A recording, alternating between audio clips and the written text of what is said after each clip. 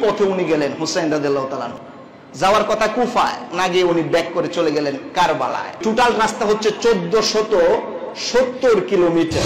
রাসূলের বডির সাথে যার সবচেয়ে বেশি মিল ছিল তিনি হচ্ছেন হযরত হুসাইন রাদিয়াল্লাহু তাআলা। কুফা আগে পড়ে না কারবালা আগে পড়ে? তো উনি কুফায় না গিয়ে কারবালায় গেলেন কেন? আবার কারবালার পাশে তো ফুরাত নদী এখন নাই, তাহলে নদীর পানি আটকাইলো কি? মুঝে কুফা ওয়ালো মুসাফির না সমঝো, मैं आया नहीं हूँ बुलाया गया हो। আমি এখানে কালি দিয়ে শুধু আঁকাই নাই, এটা একটা মানচিত্র। এটা হচ্ছে এই যে অংশটা, এটা হচ্ছে ইরাক, এটা হচ্ছে ইরাক। কারবালাটা কোন জায়গায় অবস্থিত বলেন তো? কথা বলতে হবে, কোথায়? ইরাকে। ঘটনাটা ঘটছে ইরাকে। আর হুসাইন রাদিয়াল্লাহু তাআলা কি ইরাকে ছিলেন? উনি ছিলেন হচ্ছে মক্কায়। মক্কা হচ্ছে সৌদি আরবিয়া, এই যে এখানে।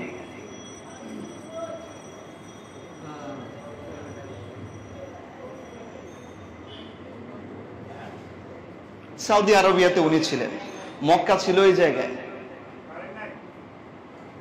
কথা বলবেন না কেউ? এই জায়গায় ছিল মক্কা, উনি গিয়েছিলেন ইরাকে। এই সময় ইয়াজিদ ছিল কোন জায়গায়? Syria, SY Syria. এই জায়গাটা ছিল হলো দামেস্ক। আরবিতে এটাকে বলা হয় দিমাশক, ঠিক আছে? এই হলো দামেস্ক। সিরিয়ায় হলো ছিলেন ইয়াজিদ। হুসাইন রাদিয়াল্লাহু তাআলা প্রথম ছিলেন মদিনায়, এই হলো মদিনা। উনি ছিলেন প্রথম মদিনায়। 60 হিজরিতে যখন মুআবিয়া রাদিয়াল্লাহু তাআলা ইন্তেকাল করেন, বসায়াত হয়ে যান হলো ইয়াজিদকে খলিফায়। অথচ ইয়াজিদের খলিফার উপরে বায়াত গ্রহণ করেন নাই বহু সাহাবায়ে কেরাম, অগণিত অসংখ্য মানুষ তাকে সাপোর্ট করেন নাই তার বিভিন্ন সমস্যার কারণে। শুধু হুসাইন রাদিয়াল্লাহু তাআলা নয়, বহু সাহাবায়ে কেরাম ইয়াজিদকে মেনে নেয় নাই। তো ইয়াজিদকে যখন মেনে নেওয়া হলো না, এই ইয়াজিদ চাইলেন যে হুসাইন রাদিয়াল্লাহু তাআলা যদি ওনাকে ওনার হাতে বায়াত গ্রহণ না করে, অনেক মানুষ আমার হাতে বায়াত গ্রহণ করবে না, যেখানে হুসাইন রাদিয়াল্লাহু তাআলা করে নাই। উনি চাইলেন জোরপূর্বক হুসাইন রাদিয়াল্লাহু তাআলাকে তার হাতে বায়াত করানোর জন্য। তখন হুসাইন রাদিয়াল্লাহু তাআলা ছিলেন কোন জায়গায় বলেন তো? কথা বলতে হবে, কোন জায়গায়? মদিনায় ছিলেন। উনি যখন মদিনায় ছিলেন, মদিনার গভর্নর ছিল ওয়ালিদ ইবনে উতবা। এই যে একটা নাম উচ্চারণ করলাম, আমি 11টা নাম উচ্চারণ করবো, আপনাদের মনে রাখতে হবে। এই একজন ওয়ালিদ ইবনে উতবা, নাম কি? ওয়ালিদ ইবনে উতবা মদিনার গভর্নর। ওনাকে প্রেসারাইজ করা হলো, প্রেসার ক্রিয়েট করা হলো, যে কোনো মূল্যে, মদিনায় তো হুসাইন রাদিয়াল্লাহু তাআলা আছেন, ওনাকে জোর করে হলেও আমার হাতে বায়াত গ্রহণ করান। হযরত হুসাইন রাদিয়াল্লাহু তাআলা বললেন, নো, এমন একজন ব্যক্তির উপর আমি বায়াত গ্রহণ করতে পারি না। এবং অসংখ্য সাহাবারও বায়াত গ্রহণ করলেন না। হুসাইন রাদিয়াল্লাহু তাআলার উপর যখন প্রেসার ক্রিয়েট করা হলো, হুসাইন রাদিয়াল্লাহু তাআলা সিদ্ধান্ত নিলেন উনি আর মদিনায় থাকবে না, উনি মক্কায় চলে এলেন। কোথায় চলে এলেন?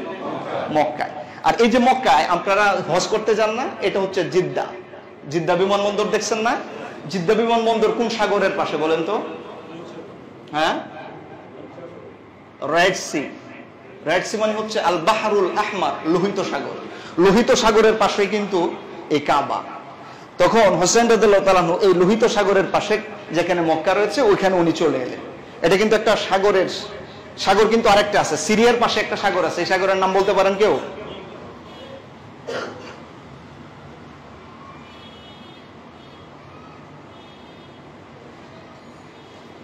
Mediterranean C. মেডিটারেনিয়ান সি মানে হচ্ছে ভূমধ্য সাগর। আরবিতে এটাকে বলা হয় আল বাহরুল মুতাওয়াসসাত।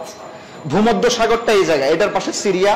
রাইট সি, আল বাহরুল আহমর, এটা হচ্ছে লোহিত সাগর, এটার পাশে হচ্ছে মক্কা। তো এখানে উনি মক্কায় চলে এলেন, কারণ চাপ ক্রিয়েট করা হচ্ছে হুসাইন রাদিয়াল্লাহু তাআলার উপরে। উনি বললেন জায়গায় থাকবো না, উনি চলে এলেন মক্কায়।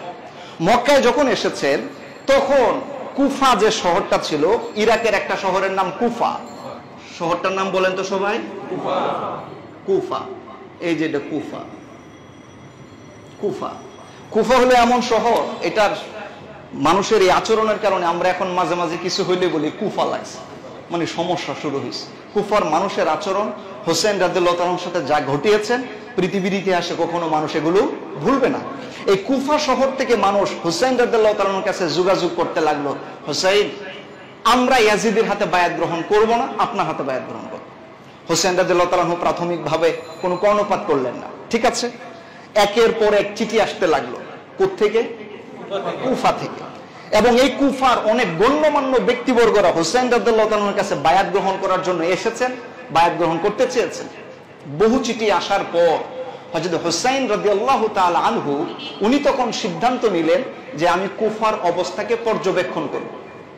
কুফার অবস্থাটাকে উনি কি করবেন? পর্যবেক্ষণ করবেন। কেন কুফার মানুষ এতগুলো আসছে? এখানে আপনাদেরকে আরেকটা প্রশ্ন করে রাখি, এই হলো কুফা, এটা কিন্তু কুফার মধ্যে কারবালা ছিল না, কারবালা হচ্ছে ঠিক এই জায়গায়, এই হলো কারবালা। কারবালা আপনারা জানেন বাগদাদ নামে একটা শহর আছে না, এই বাগদাদ হচ্ছে এই জায়গায়। বাগদাদ থেকে কারবালার দূরত্ব হচ্ছে 105 কিলোমিটার। বাগদাদ থেকে কারবালার দূরত্ব কত কিলোমিটার? 5 কিলোমিটার। কুফা থেকে এই কারবালার দূরত্ব হচ্ছে 74 কিলোমিটার। এখান থেকে যদি একটা মানুষ যায়, কুফা আগে পড়ে না কারবালা আগে পড়ে? তো উনি কুফায় না গিয়ে কারবালায় গেলেন কেন? একটা প্রশ্ন করেছিলাম না, এটার উত্তরটা আমরা জানবো। আবার কারবালার পাশে তো ফুরাত নদী এখন নাই, তাহলে নদীর পানি আটকাইলো কিভাবে? এটার মানচিত্রে আপনি কিভাবে বুঝাবেন? এই বিষয়গুলো উত্তর দিব ইনশাআল্লাহ। তো আসুন, যে কথা বললাম যে কুফা থেকে অনেক মানুষ হোসেন রাদিয়াল্লাহু তাআলা তখন মক্কায় বারবার যোগাযোগ করার কারণে হোসেন রাদিয়াল্লাহু তাআলা সিদ্ধান্ত নিলেন কুফার অবস্থা পর্যবেক্ষণ করবেন। উনি তখন ওনার ভাই, চাচাতো ভাই, নাম হলো মুসলিম ইবনে আকিল, আরেকটা নাম উচ্চারণ করলাম, আপনাদের মনে আছে? প্রথম উচ্চারণ করেছে একটা ইয়াজিদ গেল, তারপরে গেল ওয়ালিদ ইবনে উতবা, এই আরেকজন বললাম এখন মুসলিম ইবনে আকিল। 11 জনের নাম উচ্চারণ করবে। মুসলিম ইবনে আকিল উনি ছিলেন হোসেন রাদিয়াল্লাহু তাআলা এর চাচাতো ভাই। উনি বললেন, ভাই এত এত চিঠি, শত শত চিঠি, তুমি একটু যে অবস্থাটা পর্যবেক্ষণ করে আমাকে ইনফর্ম করো। মুসলিম ইবনে আকিল এখান থেকে রওনা দিয়ে কুফায় গেলেন। কুফায় যাওয়ার পরে উনি দেখলেন পরিবেশ খুব সুন্দর। আমি আগে বলছি, আমি লম্বা ঘটনা বলছি না, সামারি বলছি, সামারি। তো হযরত হোসেন রাদিয়াল্লাহু তাআলা চাচাতো ভাই কুফায় যখন গেলেন, মুসলিম ইবনে আকিল উনি দেখলেন এখানের মানুষগুলো হোসেন রাদিয়াল্লাহু তাআলার পক্ষে, এমনকি বায়াত পর্যন্ত গ্রহণ করালেন হোসেন রাদিয়াল্লাহু তাআলার উপরে মুসলিম ইবনে আকিলের মাধ্যমে। 30,000 মানুষ মুসলিম ইবনে আকিলের হাতে হযরতে হোসেন রাদিয়াল্লাহু তাআলার উপর বায়াত গ্রহণ করলেন। মুসলিম ইবনে আকিল দেখলেন পরিবেশ খুবই অনুকূলে, উনি একটা চিঠি লিখলেন হযরত হোসেন রাদিয়াল্লাহু তাআলার কাছে যে কুফার পরিবেশ ভালো, আসলেই কুফা মানুষ আপনাকে চায়, আপনি ইচ্ছা করলে কুফায় আসতে পারেন, কুফার মানুষগুলো আপনাকে চাচ্ছে, আপনি আসেন। হযরত হোসেন রাদিয়াল্লাহু তাআলা এই তার ভাই মুসলিম ইবনে আকিলের চিঠির প্রেক্ষিতে উনি সিদ্ধান্ত নিলেন মক্কা থেকে কোথায় যাবেন? কুফায়। তখন উনি তো আর একা যাবেন না, ওনার পরিবার পরিজন, আহলে বাইতের সদস্য, সাথে আরো কিছু অনুসারী, ওনাদের সহ মোট প্রায় 150 জন। হোসেন রাদিয়াল্লাহু তাআলার সাথে সফর সঙ্গী ছিলেন মোট কতজন? 150 জন সফর সঙ্গী নিয়ে উনি সিদ্ধান্ত নিলেন যাবেন হচ্ছেন কুফায়। যেদিন কুফা থেকে, মক্কা থেকে কুফার উদ্দেশ্যে রওনা দেন, সেদিন কোন মাসের কত তারিখ বলতে পারেন কেউ? বলতে পারে না। তাহলে ঘটনাটা কিভাবে মনে থাকবে বলেন আপনাদের? যেদিন উনি এখান থেকে রওনা দিয়েছেন সেদিন ছিল হলো জিলহজ মাসের 8 তারিখ। জিলহজ মাসের কয় তারিখ? এই যে আমি এক একটা তারিখ লিখবো আর এখানে আমি একটু গোল দিয়ে দিব যেন আপনাদের মনে থাকে। এই হচ্ছে 8 তারিখ, জিলহজ মাসের 8 তারিখ উনি রওনা দিলেন। মক্কা থেকে যাবেন কোথায়? কুফায়। বাবা তখন তো আর এ ধরনের এত নেটওয়ার্কিং সিস্টেম ছিল না, মাঝখানে যে কত কি ঘটে গেছে তা তো জানাই নাই। এই দিক থেকে সংবাদ আসার পরে যখন উনি সিদ্ধান্ত নিলেন, ফাঁকে ইয়াজিদ উনি লক্ষ্য করলেন কুফার যিনি গভর্নর ছিলেন, নাম তার নু'মান বিন বাশির, আরেকজনের নাম উচ্চারণ করলাম, নু'মান বিন বাশির। এই নু'মান বিন বাশির হোসেন রাদিয়াল্লাহু তাআলার উপর মানুষ বায়াত গ্রহণ করছে, উনি কিছুই বলছেন না, উনি পজিটিভ ছিলেন। যে কারণে ইয়াজিদ এই নু'মান বিন বাশিরকে পদত্যাগ করা। এবং এখানে ছিল বসরা, এই বসরার শাসনকর্তা ইবনে জিয়াদ, এর পূর্ণ নাম হচ্ছে উবাইদুল্লাহ ইবনে জিয়াদ। কিন্তু এই ব্যক্তিটি এত বাজে আচরণ করেছে হোসেন রাদিয়াল্লাহু তাআলা আনহুর সাথে, যে কারণে আমরা তাকে উবাইদুল্লাহ এই শব্দটা উচ্চারণ করি না, আমরা বলি ইবনে জিয়াদ, জিয়াদের ছেলে। কারণ ওর নামের আগে উবাইদুল্লাহ ব্যবহার করার মতো যোগ্যতা সে হারিয়ে ফেলেছে, আমরা বলি ইবনে জিয়াদ। ইবনে জিয়াদকে বসরা থেকে কুফার শাসনকর্তা নিযুক্ত করলেন এবং কড়া নির্দেশ দিলেন কোনোভাবেই হোসেন রাদিয়াল্লাহু তাআলা আনহু যেন কুফায় প্রবেশ করতে না পারেন এবং ওনার ব্যাপারে যারা কাজ করছেন প্রত্যেককে হত্যা করা হোক। যে কারণে ইবনে জিয়াদ উনি কুফায় আসার পরই প্রথম ধরেছেন মুসলিম ইবনে আকিলকে, নবীকে হযরত হোসেন রাদিয়াল্লাহু তাআলা আনহুর চাচাতো ভাই। এমনকি একটা পর্যায়ে ওনাকে এই দুনিয়া থেকে চিরদিনের মতো শহীদ করেছেন। হযরতে মুসলিম ইবনে আকিল যখন শহীদ হবেন তার আগে উনি বুঝতে পেরেছিলেন যে ইবনে জিয়াদ তাকে দুনিয়াতে আর রাখতে দিবে না। কুফার মানুষগুলো আস্তে আস্তে করে ইবনে জিয়াদের পক্ষে চলে গেল। মুসলিম ইবনে আকিল পরিবেশ বুঝে উনি আরেকটা চিঠি লিখলেন হুসাইন রাদিয়াল্লাহু তাআলা আনহুর কাছে যে আগে যে পরিবেশ ছিল এখন সেই পরিবেশ আর, আপনি দয়া করে আর আসবেন না। আপনি কি মনে করছেন এটা কি এখনকার সময় অ্যান্ড্রয়েড ফোন চাপ দিল আর বলে দিল? কত কিলোমিটার রাস্তা জানেন? 1470 কিলোমিটার রাস্তা। বাবা পায়ে হেঁটে যাওয়া লাগবে, উঠে যাওয়া লাগবে। কেন ইমাজিন, কল্পনা করতে পারেন কত সময় লাগে? এই চিঠি যেদিন লেখছেন, লেখার পরে যখন এই চিঠি আসতে আসতে বহু সময় লেগে গেছে, ফাঁকে কিন্তু উনি রওনা দিচ্ছেন 8 তারিখে। জিলহজ মাসের কয় তারিখে রওনা দিলেন? 8 তারিখে। আর এদিক থেকে কুফার নির্মম আরেকটা ইতিহাস ঘটে গেল। মুসলিম ইবনে আকিলকে শহীদ করেছেন জিলহজ মাসের 9 তারিখ। এই যে আমি আরেকটা গোল দিলাম, জিলহজ মাসের কয় তারিখ? অর্থাৎ উনি যেদিন হত্যা হয়ে শহীদ হয়েছেন এর আগের দিন হুসেন রাদিয়াল্লাহু তাআলা আনহু রওনা দিয়েছেন। কোথার উদ্দেশ্যে? কুফার উদ্দেশ্যে। এই যে কুফার উদ্দেশ্যে রওনা উনি দিলেন, চিঠি তো তখন উনি পান নাই। চিঠি দেওয়ার জন্য, লেখার জন্য নির্দেশ দেওয়ার একদিন পরে উনি শহীদ হয়েছেন। এই চিঠি আসবেন তার আগে উনি রওনা দিলেন। এই পথে উনি গেলেন হুসাইন রাদিয়াল্লাহু তাআলা আনহু। যাওয়ার কথা কুফায়, না গিয়ে উনি ব্যাক করে চলে গেলেন কারবালায়। এই যে কুফা মক্কা থেকে রওনা দিয়া উনি যে এই যে বিভিন্ন স্থান দিয়ে গেলেন, এখানে টোটাল 38টা পয়েন্টে উনি রেস্ট নিয়েছিলেন। কয়টা পয়েন্টে? সব ইতিহাসে আছে। 38টা পয়েন্টে উনি রেস্ট নিয়েছিলেন। এর মধ্যে একটা জায়গার নাম ছিল তানঈম। তানঈম ছিল মক্কা এবং মদিনার মোটামুটি মাঝামাঝি জায়গায়। এই দিক থেকে উনি রওনা দিয়া অনেকগুলো স্পট, আমি 38টার নাম বলতে গেলে অনেক সময় লাগবে, আমি জাস্ট মূল পয়েন্টে সামারে যেহেতু বলবো এই মূল টপিকগুলো হাইলাইট করতে চাই। হযরত হোসেন রাদিয়াল্লাহু তাআলা আনহু তার অনুসারীদেরকে নিয়ে রওনা দিয়ে জুবালা নামক একটা জায়গায় এলেন। জুবালা জায়গার নাম কি? জুবালা। জুবালার ব্যাপারে ইতিহাসে লেখা হয়েছে এটা কুফা থেকে 4 দিনের রাস্তা। কয় দিনের রাস্তা? কেউ যদি ঘোড়ায় চলে, আমরা আনুমানিক ভাবে হিসেব করে দেখেছি সম্ভবত এটা 250 থেকে 300 কিলোমিটার সামথিং এমন কিছু হবে। এই যখন এই জায়গায় আসেন তখন হোসেন রাদিয়াল্লাহু তাআলা একদল মুসাফির তারা সফর করছিলেন, তাদের সাথে দেখা হয়েছে। তখন তারা হোসেন রাদিয়াল্লাহু তাআলাকে বলেছিল, হুজুর আপনি যে কুফায় যাচ্ছেন কুফার পরিবেশ ভালো না। হোসেন রাদিয়াল্লাহু তাআলা প্রথম ইঙ্গিত পান জুবালা নামক জায়গায় ব্যাপারটা ভালো নয়।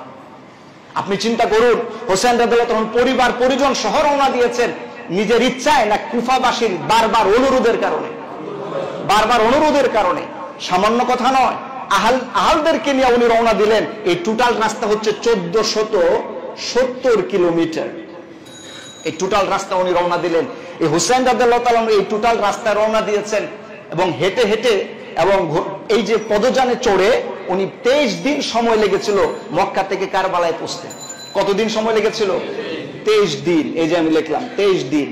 আপনি একটু হিসাব করেন, 1470 কিলোমিটার 23 দিন পাড়ি দিয়েছেন। উনি পার ডে কত কিলোমিটার রান করেছেন? আমরা হিসাব করে দেখেছি 63.91 কিলোমিটার পার ডে উনি 64 কিলোমিটার রাস্তা হেঁটেছেন। হোসেন রাদিয়াল্লাহু তাআলা রওনা দিলেন। জুবালায় এসে তারপর উনি থমকে গেলেন, কিন্তু উনার সিদ্ধান্ত অনড়। যেহেতু উনি ফাইসালা দিয়েছেন, উনি রওনা দিলেন। উনি আসতে আসতে আরেকটা জায়গার নাম সারাফ। জায়গার নাম কি? সারাফ জায়গা যখন এসেছেন, এই ইবনে জিয়াদ সৈন্য পাঠালেন, 1000 সশস্ত্র সৈন্য পাঠালেন হোসেন রাদিয়াল্লাহু তাআলা আনহুর পথকে রুদ্ধ করার জন্য। সেনাপতির নাম ছিল হুর বিন ইয়াজিদ। এই জায়গার মধ্যে হোসেন রাদিয়াল্লাহু তাআলা আনহুকে আটকায় দিলেন, আপনি কুফায় যেতে পারবেন না। হোসেন রাদিয়াল্লাহু তাআলা আনহু বললেন, তোমরা আমাকে আমন্ত্রণ জানিয়েছো আর তোমরা আমার পথকে রোধ করে দিতে চাচ্ছ, ব্যাপারটা কি? তখন বলা হলো যে কে আপনাকে বলেছে আসার জন্য? হোসেন রাদিয়াল্লাহু তাআলার ব্যাগ থেকে শত শত চিঠি দেখালেন, গণ্যমান্য ব্যক্তিদের চিঠি দেখালেন। তখন উনি বললেন যে এটা আমরা মানি না, আপনি যেতে পারবেন না। কিন্তু হোসেন রাদিয়াল্লাহু তাআলার সিদ্ধান্ত অনড় হওয়ার কারণে উনি যাচ্ছেন। আরেকটা সামনে জায়গা, এটার নাম কি বলা হয় বাইদা। সামনে জায়গাটার নাম কি বাইদা। বাইদা জায়গায় যখন এসেছে তখন হুর হুসাইন রাদিয়াল্লাহু তাআলা আনহুকে খুব কড়াকড়ি ভাবে আটকায় দিলেন, আপনি কুফা যেতেই পারবেন না, আপনি সিদ্ধান্ত চেঞ্জ করুন। এবং ওনার খুব জোরাজুরি করার কারণে হযরত হুসাইন রাদিয়াল্লাহু তাআলা আনহু এই পর্যন্ত এসে পৌঁছেছিলেন হিজানাত। হিজানাত নামক জায়গায় এসে হুসাইন রাদিয়াল্লাহু তাআলা আনহু টার্ন নিলেন বাম দিকে, ওনাকে যেতে দেওয়া হচ্ছে না কুফায়, তখন উনি বাম দিকে, এই যে এই জায়গার মধ্যে এসে উনি বাম দিকে রওনা দিলেন। এবার চলে যাচ্ছেন কোন জায়গায় বলেন তো? কুফার দিকে। এই যে দেওয়া হচ্ছে না, এই হুর প্রথম আটকাইলো 1000 সৈন্য দিয়া, হুসাইন রাদিয়াল্লাহু তাআলা কুফায় ঢুকতে পারলেন না, অথচ কুফাবাসী কেউ তাকে নিমন্ত্রণ করার জন্য আসছে না। হযরত হুসাইন রাদিয়াল্লাহু তাআলা আনহু এরপরে আস্তে করে এই কারবালার দিকে রান করলেন। এজন্যই মূলত উনি কুফা কাছে হওয়া সত্ত্বেও না যায়া 74 কিলোমিটার পথ পাড়ি দিয়া কোন পর্যন্ত পৌঁছে গেলেন? কারবালায় পৌঁছে গেলেন, তাকে যেতে দেওয়া হয়নি। হযরত হুসাইন রাদিয়াল্লাহু তাআলা আনহু যখন কারবালায় এসে পৌঁছেছেন তখন মুহররম মাসের 2 তারিখ, জিলহজ মাস পুরোটা সময় লেগেছে। এই যে বললাম না 23 দিন লেগেছে, আপনি 23 দিনের হিসাব করুন। এখানে এসেছে জিলহজ মাসের কয় তারিখ? 2 তারিখে উনি এসে পৌঁছলেন। এই হলো কারবালার ময়দানে। 2 তারিখ যখন পার হয়ে 3 তারিখ হয়েছে, 3 তারিখে হওয়ার পরে এই ইবনে জিয়াদ আরো 4000 সৈন্য দিয়া পাঠাইলেন, আরেকজন সেনাপতি দিয়া, ওমর বিন সাআদ। আরেকজনের নাম বললাম, সেনাপতির নাম কি? ওমর বিন সাআদ। সাথে কয় হাজার সৈন্য নিয়ে আসছে? 150 মানুষ, আহলে বাইতের একজন সদস্য। এবং সেখানে 4000 সৈন্য পাঠানো হলো। ব্যাপারটা কি? বুঝাই যাচ্ছে উদ্দেশ্য ভালো নয়। 3 তারিখে এসে পৌঁছলেন এই কুফা থেকে 4000 সৈন্য নিয়ে ওমর বিন সাআদ। হযরত হুসাইন রাদিয়াল্লাহু তাআলা আনহু ওমর বিন সাআদকে বোঝানোর চেষ্টা করেছেন, আমি এমনি এমনি আসি নাই, আমাকে দাওয়াত দিয়ে আনা হয়েছে।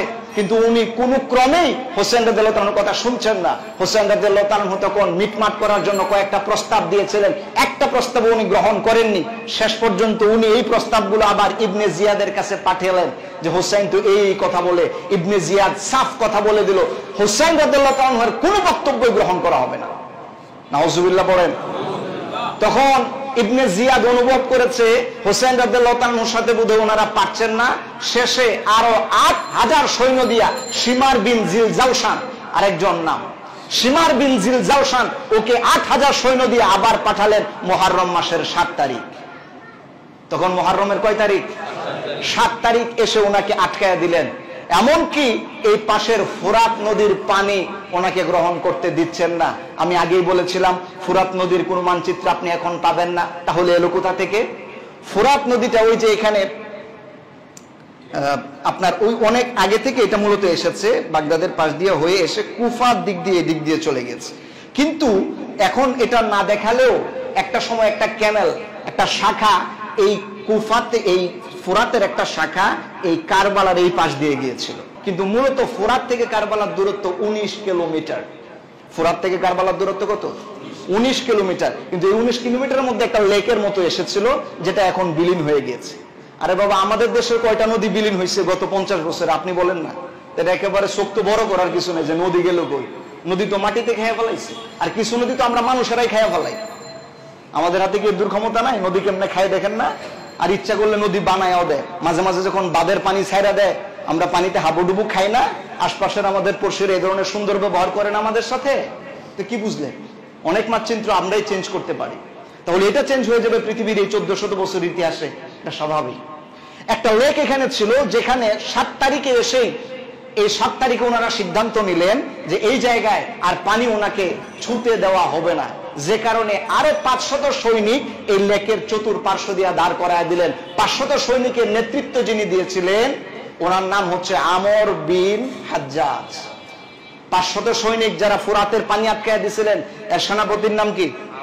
আমর বিন হাজ্জাজ। এই আমর এটা আটকায় দিলেন 500 সেনাপতি দিয়া ইবনে জিয়াদের নির্দেশে। 3 দিন চলে গেল, এক ফোঁটা পানিও তাদেরকে দেওয়া হয়নি। শিমার বিন জিলজাওশান, যিনি এই জায়গায় সবচেয়ে বাজে চরিত্র ছিল, উনি বাধ্য করেছিলেন ওমরকে হযরত হুসাইন রাদিয়াল্লাহু তাআলার সাথে যুদ্ধ করার জন্য। উনি সব প্রেক্ষাপট নিয়ে আসলেন, বারবার খোঁচাচ্ছিল যে যুদ্ধ হোক, কিন্তু হুসাইন রাদিয়াল্লাহু তাআলা যুদ্ধ করতে আসেননি। উনি বলেছেন, আমি তো এজন্য আসিনি, আমাকে দাওয়াত করে এনেছো, আমি কি যুদ্ধ করতে এসেছি? তার কোনো প্রস্তুতি কি আমার আছে? আমি তো সেজন্য আসি নাই, আমাকে এনেছো কি বলে, আর কি ব্যবহারটা আমার সাথে করছো। এজন্য একজন কবি খুব সুন্দর করে হোসেন রাদিয়াল্লাহু তাআলার মনের ভাষাটা বলেছিলেন, যে এই কবিতাটা, এই গজলটা আমাদের কাছে খুব পরিচিত। মুঝে কো ফওয়ালো মুসাফির না সমঝো, মুঝে কো ফওয়ালো মুসাফির না সমঝো, मैं आया नहीं हूँ बुलाया गया हो, कि मेहमान बना कर, के मेहमान बना कर सताया गया हो, मैं आया नहीं हूँ बुलाया गया हो। আল্লাহু আকবার পড়ে কবি বলেছিলেন, হোসেন গদ বললেন, আহা কুফাবাসী, তোমরা কি আমাকে কেমন দাওয়াত করেছো, আমাকে মুসাফির মনে করেছো? আমি তো মুসাফির ছিলাম না, আমি তো দাওয়াতি মেহমান ছিলাম। আর আমাকে দাওয়াত দিয়ে নিয়ে আসার পরে আজকে কারবালার ময়দানে যুদ্ধের পরিস্থিতি তোমরা তৈরি করে দিয়েছো। নাউজুবিল্লাহ। হযরত হোসেন রাদিয়াল্লাহু তাআলার বক্তব্যটা, এই মনের এই বাসনাটা একজন কবি সুন্দর করে বলেছিলেন। আমি গজলটা পুরো বলতে চাচ্ছি না, সময় আমাদের কম। আমার প্রিয় ভাইরা, এই জায়গায় এসে 7 তারিখ থেকে 3 তারিখ কোনো পানি দেওয়া হয়নি, এবং মুহররম মাসের 9 তারিখ যখন হয়েছে তখন সীমার ওই দিনে যুদ্ধ করতে বলেছিলেন। হোসেন রাদিয়াল্লাহু তাআলা বললেন, ঠিক আছে, যদি আমি সত্যের পথে থেকে আমাকে যুদ্ধ যদি করাই হয় তাহলে আমি যুদ্ধ করব, কিন্তু আজকে নয়, একটা দিন আমাকে সময় দাও, একটা দিন যেন আমি আল্লাহর দরবারে ইবাদত করে এই রাতটা কাটাতে পারি। আল্লাহু আকবার। হযরত হোসেন রাদিয়াল্লাহু তাআলা 9 তারিখ সারা রাত ইবাদত করলেন। একজন মুসাফির মানুষ শ্রান্ত হওয়ার কারণে উনি দুর্বল হয়ে পড়েছিলেন। 10 তারিখে ফজরের পরেই যুদ্ধের প্রস্তুতি হয়েছিল। বৃষ্টি হচ্ছে, এই জন্য আমি লম্বা করবো না, অল্প সময় শেষ করতে চাচ্ছি। এই 10 তারিখেই মুহররম মাসের যুদ্ধের পরিস্থিতিটা তৈরি হলো, এবং সর্বপ্রথম হোসেন রাদিয়াল্লাহু তাআলা এর পরিবারের সদস্যদেরকে আঘাত করা হলো, তীর মারা হলো। ইতিহাস আপনারা জানেন, আলী আসগর দুধের শিশু, তার গায়ে তীর বের হওয়ার কারণে বুক ছিঁড়ে দুধের শিশু তৃষ্ণার কারণে তরবারির আঘাতে, তীরের আঘাতে উনি দুনিয়া থেকে চিরদিনের জন্য শহীদ হয়েছিলেন। হয়তো হোসেন রাদিয়াল্লাহু তাআলা বাধ্য হয়ে তারপরে এক একজন হোসেন রাদিয়াল্লাহু তাআলার সদস্যরা এই হুর বিন জিয়াদের সাথে, এরপরে হচ্ছে শিমর বিন জিলজাওশানের সাথে যুদ্ধ লেগে গেল। তখন যিনি প্রথম এসেছিলেন এই সারাত নামক জায়গায় 1000 সৈন্য নিয়ে, হুর, উনি চিন্তা করলেন যে আমি কার বিরুদ্ধে যুদ্ধ করছি? আল্লাহ নবীজির প্রিয় দৌহিত্রের বিরুদ্ধে। এটা হতেই পারে না। হুর সাথে সাথে তাদের দল ত্যাগ করে হোসেন রাদিয়াল্লাহু তাআলার দলে চলে এসেছিলেন। এই একজন মহাবীরের কথা আমরা শুনতে পাই, যিনি তাদের বিপরীতের পক্ষ ত্যাগ করে সত্যের পথে এসেছিলেন। হুর হোসেন রাদিয়াল্লাহু তাআলাকে বলেছিলেন, হুজুর, আমার রক্ত যতক্ষণ পর্যন্ত থাকছে আপনার শরীরে কোনো এক ফোঁটা বিন্দু আমি বহাতে দিব না। উনি বীর বিক্রমে যুদ্ধ করেছিলেন হুর। এবং শেষ পর্যন্ত এই মুহররম মাসের 10 তারিখে যুদ্ধ লেগে গেল। আমি আরেকজন বাজে ব্যক্তির নাম উচ্চারণ করছি, যিনি সর্বপ্রথম হোসেন রাদিয়াল্লাহু তাআলার শরীর মুবারকে আঘাত করেছিলেন, সিনান বিন আনাস। এই সিনান, উনি প্রথম হোসেন রাদিয়াল্লাহু তাআলাকে আঘাত করেছিলেন, যার কলিজায় এত বড় সাহস ছিল। আল্লাহ পাক জানেন তার কি বিচার হবে। হযরত হোসেন রাদিয়াল্লাহু তাআলাকে ধরাশায়ী করা হয়েছে। আমরা ইতিহাসে দেখেছি, হাদিসের রাবিরা বর্ণনা করেছেন যে হযরত হোসেন রাদিয়াল্লাহু তাআলাকে 33টি তীর মারা হয়েছিল। আপনি কয়টি তীরের আঘাত সহ্য করতে পারবেন? আপনার বুকে যদি একটা বুলেট দেওয়া হয়, দ্বিতীয় বুলেটের জন্য তো আপনি দাঁড়ায় থাকতে পারেন না বাবা। 33টা তীর ওনার বুকে এসে লেগেছে, শরীরে এসে লেগেছে। 34টি তরবারির আঘাত ওনার পুরো শরীরকে জর্জরিত করে দিয়েছিল। উনি শহীদ হয়েছেন কারবালার ময়দানে। আরেকজন পাষাণের নাম আমি উচ্চারণ করছি, শিমার বিন জিলজাওশান। এই শিমার হোসেন রাদিয়াল্লাহু তাআলা শহীদ হওয়ার পরে কত বড় পাষাণ ব্যক্তি, হোসেন রাদিয়াল্লাহু তাআলার শরীর মুবারক থেকে, তার দেহ মুবারক থেকে শির মুবারক ছুরি দিয়ে কেটে আলাদা করে দিয়েছে। একজন করে 72 জন হোসেন রাদিয়াল্লাহু তাআলার সাথীবর্গরা শহীদ হয়েছিলেন এই কারবালার ময়দানে। এই করুণ ইতিহাস ঘটেছিল মুহররম মাসের 10 তারিখ। আমার প্রিয় ভাইরা, এই জন্য আপনি একটু লক্ষ্য করুন, কোথা থেকে, কেন, কিভাবে উনি ওই পর্যন্ত পৌঁছলেন, কোন দিন, কোন তারিখ, কি ঘটনাগুলো ঘটেছে। এগুলো যদি আমরা এইভাবে না বুঝি তাহলে একদম ক্লিয়ার হয় না। এজন্য আমি ক্লিয়ার করে বোঝানোর জন্য এই মানচিত্রগুলো আঁকার চেষ্টা করছি। আমার প্রিয় ভাইরা, আমার কলিজার টুকরা প্রিয় মুসল্লিয়ানে কারাম, মুহররম মাসের ইতিহাসের এই ক্ষেত্রে আপনাদের খুব গুরুত্ব দিয়ে কথাটা বুঝতে হবে। ক্লিয়ার যদি আপনি না বুঝেন তাহলে আপনার কনফিউজড হবে। আপনি একটু ভালো করে বুঝে নেন 10 তারিখের এই ঘটনায় কি বিভৎস ছিল। আপনি জানেন হোসেন রাদিয়াল্লাহু তাআলার শির মুবারক কত বড় পাষাণদার বেয়াদব হওয়ার পরে বর্ষার উপরে উঠে তারপরে ইবনে জিয়াদের কাছে নিয়ে আসা হয়েছিল কুফায় 11 তারিখে। বাকি যে সমস্ত মহিলারা ছিলেন, সাহাবায়ে কেরামরা, মহিলা সাহাবী এবং আহলে বাইতের বাকি যারা সদস্যরা ছিলেন, যারা সফর সঙ্গী ছিলেন, এই সমস্ত ব্যক্তিদেরকে বন্দী করে 11 তারিখ মুহররম মাসের কুফায় ইবনে জিয়াদের কাছে হাজির করা হয়। ইবনে জিয়াদের কাছে মাথাটা, শির মুবারকটা বিতাস্তিন একটা তস্তের মধ্যে এনে রাখা হয়েছিল। ইবনে জিয়া চেয়ারের মধ্যে বসে হোসেন রাদিয়াল্লাহু তাআলার মাথা মুবারক দেখে একটু মুচকি হেসে একটা ছুরি দিয়া, হাদিসের মধ্যে এসেছে ছুরি অথবা লাঠি তার হাতে ছিল, উনার নাকের মধ্যে খোঁচাচ্ছিলেন আর বেয়াদবির সুরে কিছু কথা বলছিলেন। হযরত আনাস রাদিয়াল্লাহু তাআলা নবীজির সাহাবী উপস্থিত ছিলেন এই মজলিসে। হযরত আনাস বললেন, ইবনে জিয়াদ, আমার কলিজা কেঁপে যাচ্ছে, তুমি কার মাথায় এখানে এনে তার নাকের মধ্যে আঘাত করছো? তুমি কি জানো ওয়াহুয়া আশবাহু মা রাসূলিল্লাহি সাল্লাল্লাহু আলাইহি সাল্লাম, আমরা নিজের চোখে দেখেছি রাসূলের চেহারার সাথে, রাসূলের বডির সাথে যার সবচেয়ে বেশি মিল ছিল তিনি হচ্ছেন হযরত হুসাইন রাদিয়াল্লাহু তাআলা। আর রাসূলের চেহারার সাথে মিল আছে এমন একজন রাসূলের কলিজার টুকরা দৌহিত্রের মাথায় এনে তুমি খোঁচাচ্ছ, আমি আনা সহ্য করতে পারছি না। আপনি বিশ্বাস করুন কি বিভৎস ইতিহাস ছিল, হোসেন রাদিয়াল্লাহু তাআলার সাথে কি নির্মম আচরণ তারা করেছে। ইতিহাসগুলো আমাদের সামনে একদম স্পষ্ট। যেদিন উনি শহীদ হন ওনার বয়স কত ছিল জানেন? হোসেন রাদিয়াল্লাহু তাআলা যেদিন শহীদ হয়েছিলেন ওনার বয়স ছিল 54 বছর 6 মাস 15 দিন।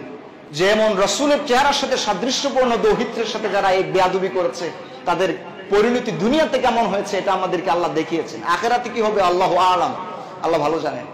আমরা দেখেছি ইবনে জিয়াদ সহ, শিমর বিন জিলজাওশান, সিনান সহ যতজন ব্যক্তি হোসেন রাদিয়াল্লাহু তাআলার সাথে প্রত্যক্ষ এবং পরোক্ষ জড়িত ছিল, পরবর্তীতে খেলাফতের সময় প্রত্যেককেই এই পৃথিবী থেকে চিরদিনের মতো বিদায় করে দেওয়া হয়েছে, তাদের কল্লাগুলো আলাদা করে মসজিদের বারান্দায় ঝুলিয়ে দেওয়া হয়েছে। একজন সাহাবী হাদিস বর্ণনা করেছেন, ওনারা সাহাবী তখনও জীবিত। উনি বললেন ইবনে জিয়াদের মাথাটা যখন এনে রাখা হয়েছিল আমরা এসে দেখলাম, হাদিসটা মুসলিম শরীফের মধ্যে এসেছে, সিয়াসিত্তার হাদিস, ভুয়া হাদিস হলে আমি বলতাম না, সিয়াসিত্তার হাদিস বলছি। হযরতে একজন সাহাবী বললেন যে ইবনে জিয়াদের মাথাটা যখন রাখা হয়েছে আমরা দূর থেকে দেখলাম একটা সাপ ইবনে জিয়াদের নাক দিয়া ঢুকেছে, মাথার মধ্যে ঢুকে আবার কিছুক্ষণ পরে বেরিয়ে এসেছে। সাহাবী বর্ণনা করলেন, আমার মনে হয়েছে যে নাকের মধ্যে হোসেন রাদিয়াল্লাহু তাআলার নাকে যে ব্যক্তি খুঁচিয়েছে দুনিয়াতে আল্লাহ পাক তার নাকে সাপ দিয়া প্রমাণ করে দিয়েছেন আহলে বাইতের সাথে বেয়াদবি করলে কি পরিণত হয়, এটা দেখিয়ে দিয়েছে। ইতিহাস খুব বিভৎস, ইতিহাস খুব করুণ। এগুলো থেকে যদি আমরা শিক্ষা না নেই তাহলে আমাদের জীবনটাও সুন্দর হবে না। আমার প্রিয় ভাইরা, এজন্য যারা সত্যের পথে থাকেন, যারা সঠিক পথে থাকেন, এদের রাস্তায় যেন আল্লাহ পাক আমাদেরকে কবুল করেন, আমরা পড়ি আমিন। সত্যের পথে শহীদ হওয়ার মতো তৌফিক আল্লাহ আমাদেরকে দান করুন, আমরা পড়ি আমিন। আল্লাহুম্মা রযুকনা শাহাদাতান ফি সাবিলিক ওয়াজআল মাউতানা ফি বালাদি রাসূলিক।